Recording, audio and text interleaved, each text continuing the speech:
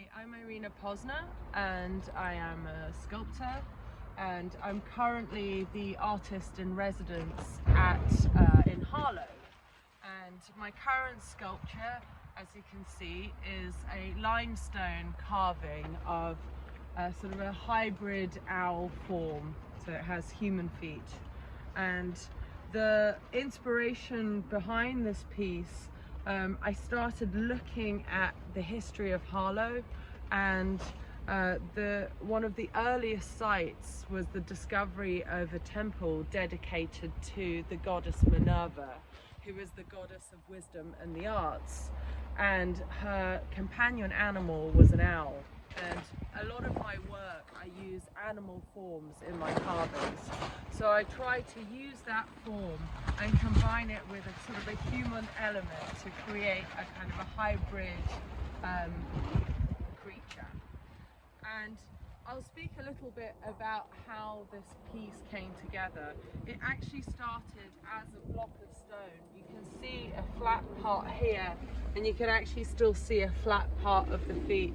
So the stone was just a continuous piece that ran all the way up. So you can see how much material had to be removed in order to get to this form. So it's about 2.5 meters tall, and it weighed approximately 3.5 tons when I started.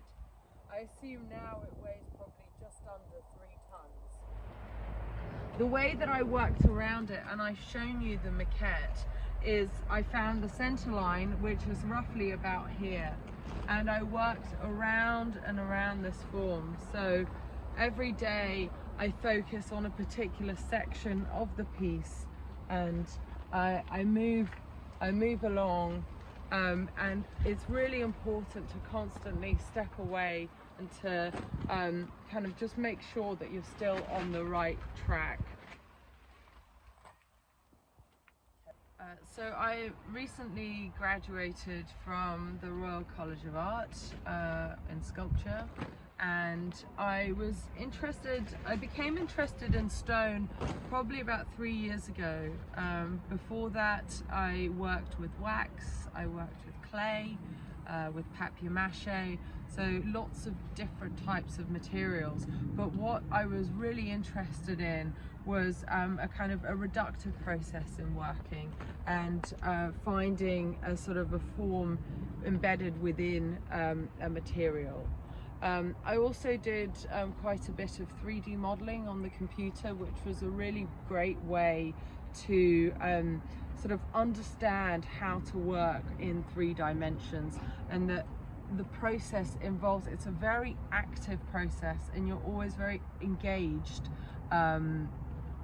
in the work, because you're moving around and you have to make sort of micro decisions throughout the day to make sure that if you make, for example, if I take this wing in, for instance, how will it affect the back of the head, or how will it affect the angle if I'm looking at it from down here. So making small movements, small adjustments will always mean that other parts of the sculpture will be affected. If you come here, you'll be able to see some of the textures and the mark making. So this is from the 4-point chisel, which I've used, and I will show you some of the tools that I use to create this sort of texture on the stone. If you just move down here, you can see some of the marks made from the angle grinder. So these are some of the deeper cuts that you make before starting to work in some of the detail like so. At this point, I'm about 2.5 weeks from completion of this piece. The way that I work around the stone is at the beginning of the day. If you see, there are some marks, some drawings, so I've used coloured crayons to figure out what needs to be adjusted or changed, where I need to work in some of the details. And so I normally move around the piece in the morning and establish what it is that I need to focus on that day. If you come around, you can again start to see some of the movement that these lines could create. So here there's like a sweep of the chisel marks across. Here they come in from the side, and here they're almost sort of horizontal. And this kind of really gives it that dynamism, I think, that you can get with when you're working with stone. As you can see with limestone, it's actually a stone that preserves history. So unlike, it's a sedimentary stone, and you can see a lot of shells and pieces of fossil get embedded within the stone, and that's why it has this kind of pock-marked effect. And it's quite beautiful because you really know the material. It's not just like a kind of unanimated piece of plaster. It's got its own kind of character and form. So I'm going to talk a little bit about my process and how I arrive at this sculpture. So at first I start with some drawings, and I'll show you my sketchbook, which has several iterations of the owl.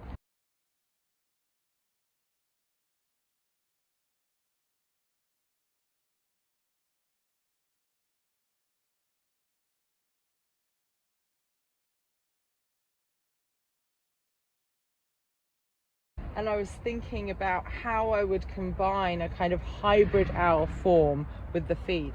So this piece is a little bit squished because it has traveled with me quite a lot. It went all the way from my studio in London, then it traveled to Weymouth, and now it's finally here in Harlow with me. So you can see some of the details in the feet, and some of the feathers have been kind of slightly lost. The material that I worked with is actually a form of plasticine. So every time that it's hot, it kind of melts, and that's why some of the details have been lost. But as you can see, it's a really good way to understand the form by kind of just working around this piece. And that's what I've really done. And this actual maquette evolved as well, as originally the head was actually turned, and it was sort of the face and the feet were facing in one direction.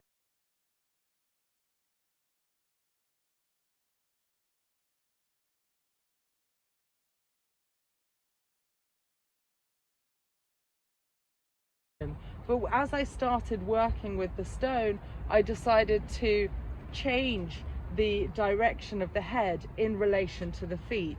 And this maquette was really invaluable because at the end of every working day, I would refer to this model and actually figure out what my next steps would be. The other important thing is actually the size of the piece. So this model is 8 times smaller than this sculpture.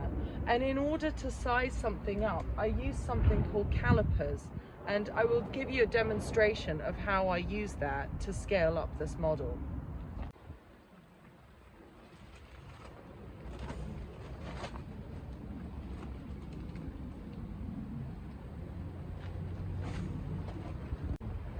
So it's really important to have a good model as a basis for a sculpture, especially because I spent about 3 months working on the large piece. And it's really vital to make sure that you've got all the details. As you can see here, I've actually created a center line. I've just sort of drawn it across here. You can kind of see a faint mark going all the way along, and then if I move the sculpture around, you can see it going all the way and just faintly back here. And it's very helpful, especially because the sculpture is so round, and you sometimes get lost and forget where these points are and where these marks are. And for example, having a center line here on the face means that it's really easy to keep the face symmetrical and both sides equal. Now I'm going to do a quick demonstration of how to use a caliper. So you have different types of calipers. These are smaller ones, and these are larger ones. So what I would do is I would measure my model. So for example, I'm going to take a measurement of the length of this foot here. So I take my calipers here, and then I've got a tape measure here, and I go, oh, okay, so that's approximately, wait, let me just measure that again. I think it's a little bit wider than that. Okay, it's about 4 centimeters. Yes, so about 4 centimeters. And as I mentioned, the model, the actual sculpture, is 8 times larger. So what I do is I multiply the 4 centimeters by 8, which is 32. And I take the larger set of calipers that I have, and I measure out 32. Here, there's the point here, 32. Okay, and then I would take this over to the model, to the sculpture, and I measure it. And as you can see, it's more or less there. Similarly, I can do another measurement, for example, of the head. So I measure the head, more or less, maybe from the beak to the top of the head, and that would give me about sort of 5 or 5.5. So times that by 8, it would be about 40 centimeters. So then I would take the calipers, move them across, and then get the rough situation of the head. And that's more or less the process. And it means that it simplifies the process as you go along, because you leave some of the decisions to measurement. So you can, you don't need to second guess yourself. Okay, so now I'm going to show you some of the tools that I would use to create these carvings, but also some really simple tools that you will need to make your first stone carving, should you wish. So just as a basic set of tools, all you will need are really 2 chisels and a hammer. So you'd want a hammer like this, and you would use 2 chisels. So one similar to this, which is a tooth chisel, and this, which is a punch. And I will show you quickly on this piece of stone how you would go about removing stone, and how you would sort of texture it or create detail with these 2 chisels. Sorry, that kind of went off. So this is a punch, and so what I'm doing here is I'm just trying to remove large bits of stone. So just some of the larger pieces of material. And as you can see, it's really good at just kind of leveling off this stone.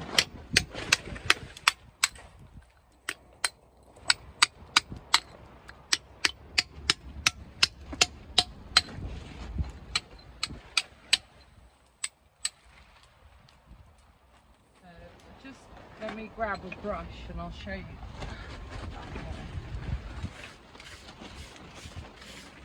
So for example, say I wanted to flatten this area, I would take the punch and I would just go in, just move along that stone. And it's quite soft limestone, so you can remove quite a lot of material by hand. It's very simple. There we go.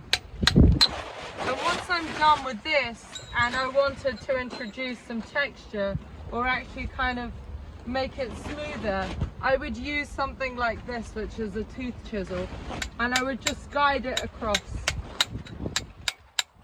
And it will just even out some of those sort of rough marks that the punch left.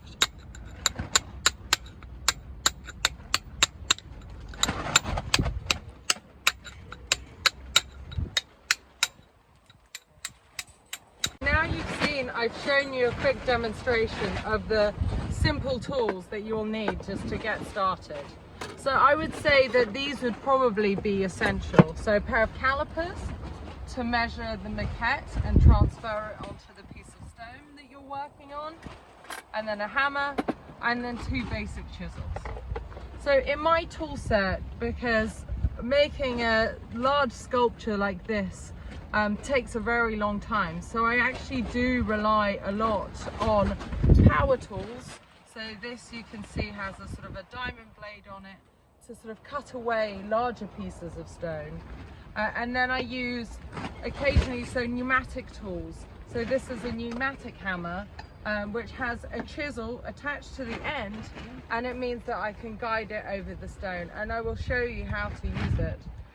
So you can use, these hammers have very similar chisels to the ones that I've just shown you.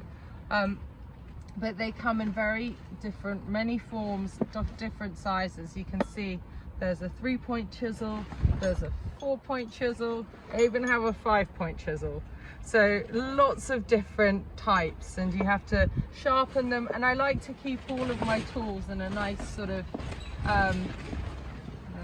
fabric case, just to make sure that they're nice and safe.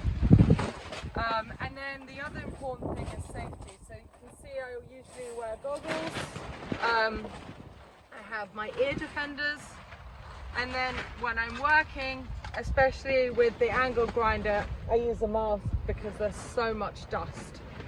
So I'm going to do a quick demo showing you how I would use a pneumatic chisel.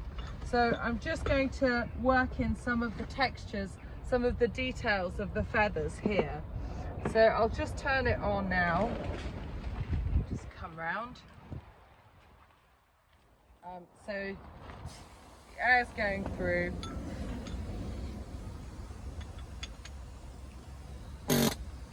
I take this, and it's a very similar process to what I was showing you with the handle. So you can just adjust that speed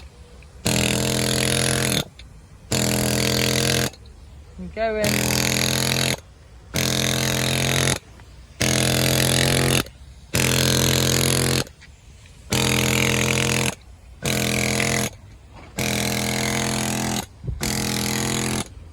And it's a little bit like holding a pencil, or when you're doing sketching, and you can just sort of feel the form, and when you guide the pencil around a piece of paper. But here it's more, you know, a 3D form. But similarly, the form starts to emerge from the stone the more that you kind of work into it. And it does take a long time, but these things, nothing happens to stone. It's a material that lasts forever. So actually, there's a really kind of interesting synergy and relationship in that respect, that you're creating something that will last. So it's really important to put in that time into the sculpture that you're making. So today I'm going to give a little demonstration of how to make a maquette, which is the second stage in the process to going on to do stone carving, or to make a larger model out of a different material. So the owl, and I've got a little maquette that I did of a goat, and I've been using this sort of plasticine, and it's quite a nice and versatile material because you can heat it up in the oven, and actually it softens it up and makes it really easy to work with. And it's reusable, so if you're not happy with the model, or once you've finished something, you can reuse it for something else. So today what I'm going to do is I'm actually going to make a small model of a fossil, so an ammonite. And I'll just draw out the kind of shape that I'll be making on the table here. So it'll be a really simple kind of shell that will go around like this. It'll be more or less that.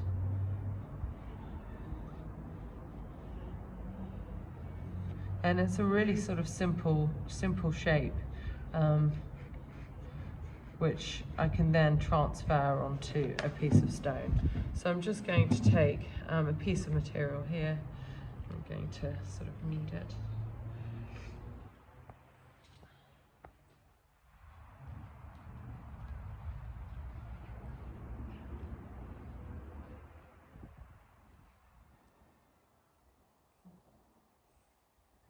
Well, it's not so soft.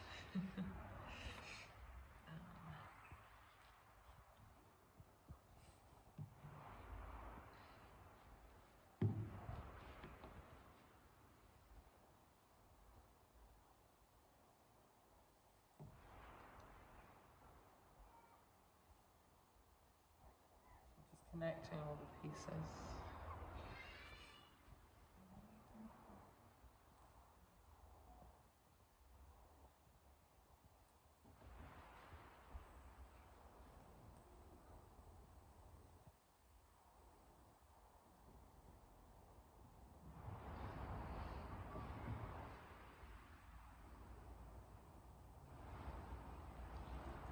And it's much easier to work with, as I said, if it's warmed up. So this is still quite solid.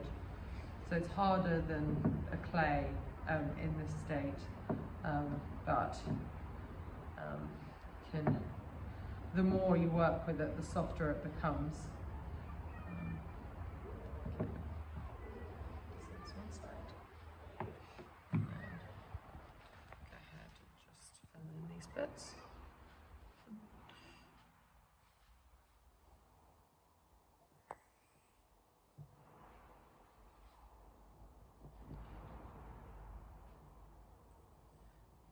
Smoothing out some of these. So I kind of have more or less the shape that I'm after. So you can use some tools. So I have something here, I've got a knife here, some wood tools which are quite good, the ones with the kind of tooth at the end. It's quite a nice tool to use to just sort of get rid of some of these lines, or kind of unify the form. It's quite good. And similarly, one of these sort of wire tools will also do the same job, like that. And it gives it like a nice kind of surface texture. If you can see that?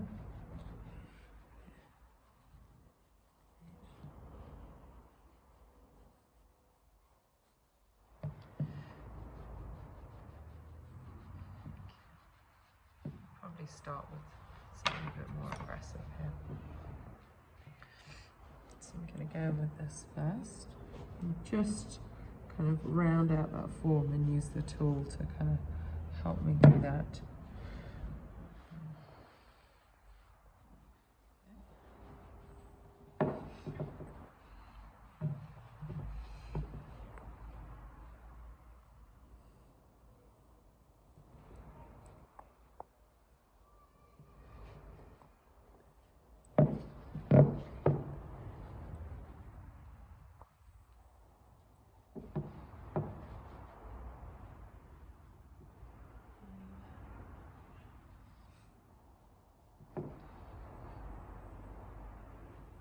Some of these kinds of forms, these are really good sort of simple shapes to start for stone, because it's quite a solid form, and it's quite easy, and it will look really sort of effective as a finished sculpture. As you can see, I'm still kind of working in and just trying to kind of get that roundness of the form as well.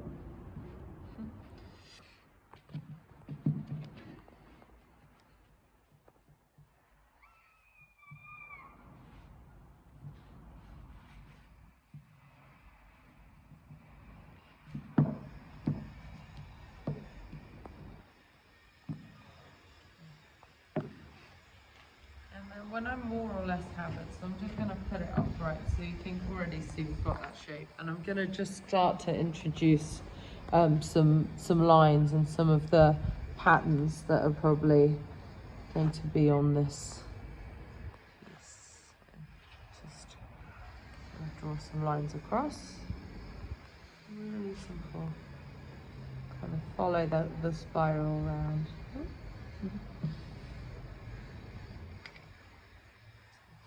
All the way down. That. Okay.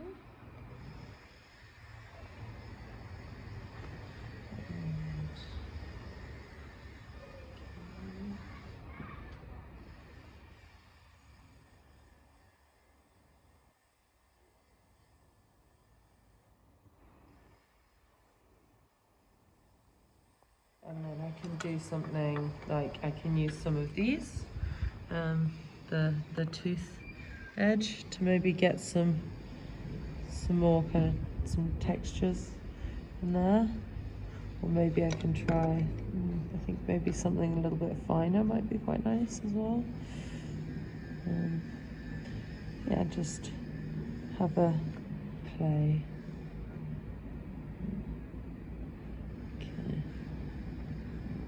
So once I have the model ready, I'm then going to try and transfer it onto the piece of stone that I'm working with. So what I can do is I can use my calipers again to, if I wanted to be really accurate, and measure the size of the shell and then transfer it onto the stone. So the way that I would do this is I would get the rough width of the snail, of the shell, and then I would mark a point on the table, say like here, and I would move it 1 and 2 across. So then I extend the calipers and then I transfer that image onto the stone. So it's more or less done. So I can then go ahead and start to do the drawing of the shell on the piece of stone. So I'll mark out the rough form of the spiral, more or less. And this stone is limestone, very similar, the same piece that the large sculpture is made out of. And it's a really easy stone to start with because you can work this by hand and you can sand it down with just normal sandpaper that you can find at a DIY store. So you'll need goggles for this. So I put my goggles on and I'll grab, say this is the punch, and this will be the tool that I use to start marking out the form of the sculpture. So what I'm going to do is I'm actually going to go around all of these edges and start to knock back some of this form to create that sort of rounded form of the shell.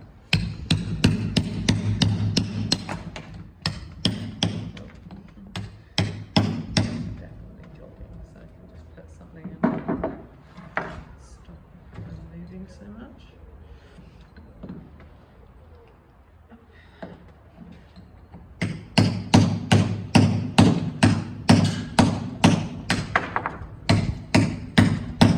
It's a really good tool to remove really big sections of stone at the beginning. I'm going to sort of start going round.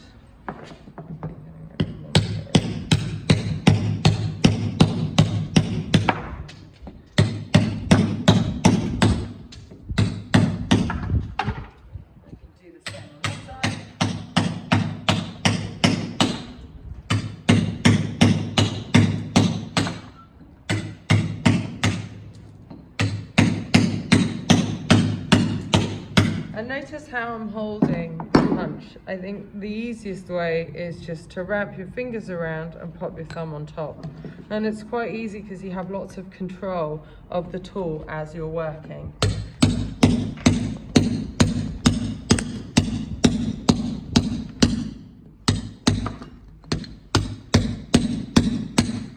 And the easiest way to knock pieces off is if you find a high point and you put the chisel right under it or behind.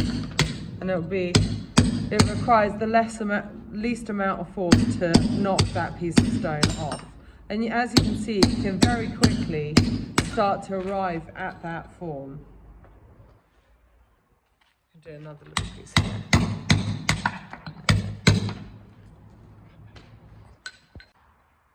So I've been working on the other side of the shell also. So as you can see here, I've already started to arrive at the shape. So once I've worked with the punch, I can then move on to working with some of the tooth chisels to sort of create the kind of the undulations and the rounded forms of the spiral. So the way that I would do it is this tool will maintain contact with the stone throughout, and as you can see, my hand is sort of moving and changing the direction, so it's going from sort of horizontal to then down, and I'm just really trying to feel that roundedness and guide the tool in order to create that form. And so slowly I will just be taking it all the way around, and I might need to repeat this step several times because, as you can see, not all of the stone is perfect, so I want to flatten all of these parts so they're all on one level. So that might just involve going round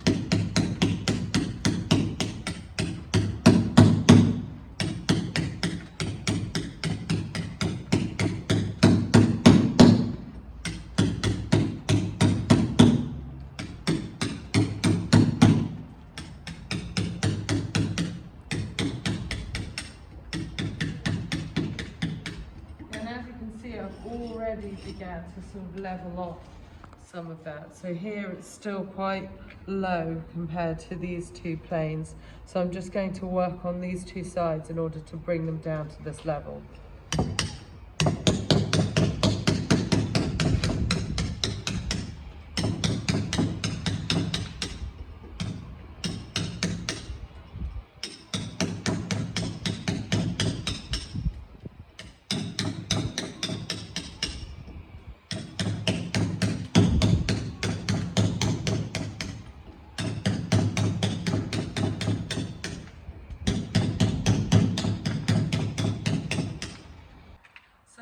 To show you quickly just how I would go about rounding out this form and creating that sort of shell-like roundness. So you can, I've got two types of tooth chisel here. So I've got the one that I've been using, which is very good, and I've got this, I think it's a French chisel, but it's quite nice for getting in some of the details and the textures. So for the larger semicircle, I'll try this. So if you just watch, I'm going to be sort of following that form around with the chisel, and it doesn't ever lose contact with the stone, and that's what kind of allows me to kind of, and I go all the way and it turns into a really large sort of sweeping curve, and I take it bit by bit. So then I move across,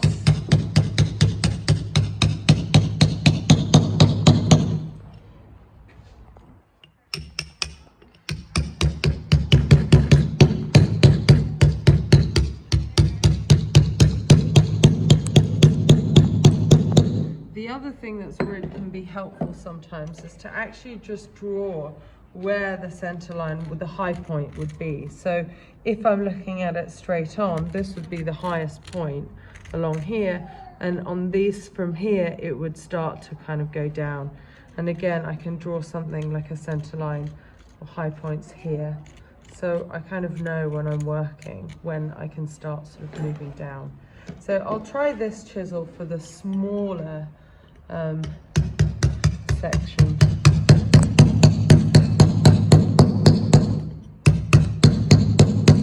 Just start going in, and that's going to create that really nice sort of depth that I want in the shell. Just going around at the moment just to kind of give it that definition.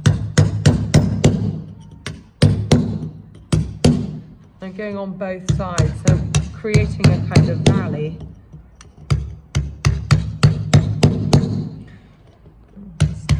And if I find bits that are sort of too high as I go along, I'm constantly just sort of bringing those down. And it's really important, I think, to sort of look across the whole thing, not just zero in on one section of the work. It can be really helpful to sometimes sort of step away and have a look at what it is. So I can see, for example, here, I can start to take that down a little bit. So all in all, it will probably take me, you know, 3 days or 4 days to make something, to finish this, which is pretty quick if you're working with a piece of stone. But it does, when you first start working with it, you do find that your hands get quite tired, because you do need to get sort of used to holding the tools and working with them. So it's not unusual that, you know, you do get tired after working for sort of half an hour, and it's okay to sort of just put down your tools and relax your hands.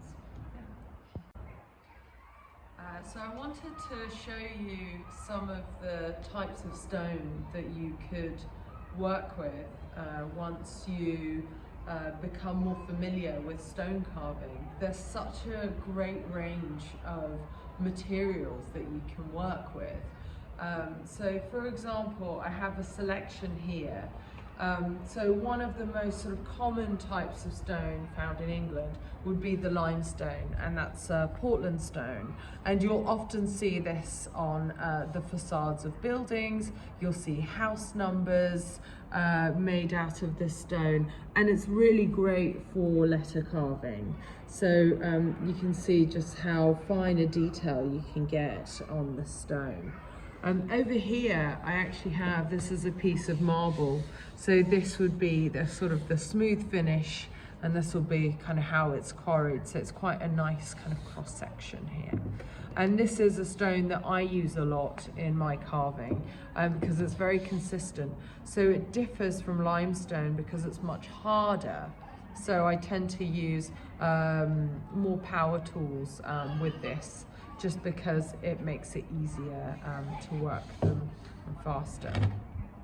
Over here we have onyx, which if I put it up against the light, you can actually see some of the light comes through there. Yeah. And you find this a lot in interiors. It's a really popular stone.